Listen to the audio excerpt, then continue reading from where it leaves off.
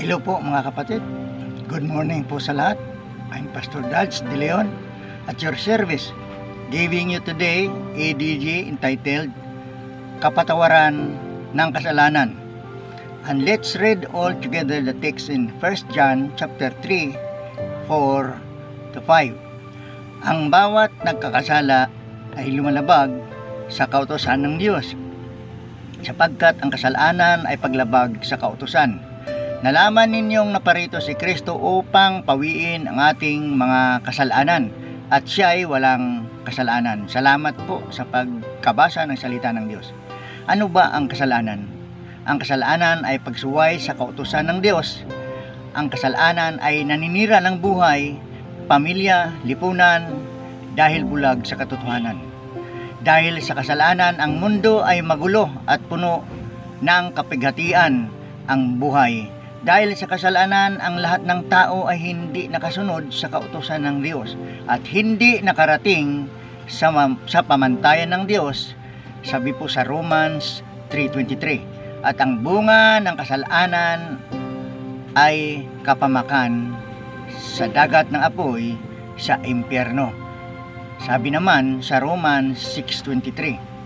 Ang tanong, may pag-asa at solusyon ba ang kasalanan ng tao? Opo, meron. Diyan pumasok ang text natin sa verse 5. Sabi po na Apostol Juan ay si Kristo lang ang tanging sagot sa kapatawaran ng kasalanan. Pinadala siya ng Diyos Ama upang pawiin ang ating kasalanan na siyang hadlang sa pagpapala ng Diyos sa buhay natin. Sabi din ni Juan Bautista sa kanyang pangangaral na sa John chapter 1 verse 29, siya ang kordero ng Diyos na nag-aalis ng kasalanan ng sanlibutan. Siya ay hindi nagkasala upang ialay ang buhay bilang sakripisyo sa krus para sa ating makasalanan.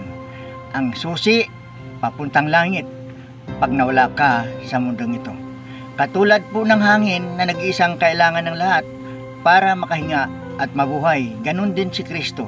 According to the scripture in 1 Corinthians chapter 15 verse 2 to 4, maligtas kayo sa pamagitan nito kung matatag ninyong panghawakan ang salitang pinangangaral kong ito, bilang pinakamalaga sa lahat na si Kristo'y namatay dahil sa ating kasalanan, tulad ng sinasabi sa kasulatan.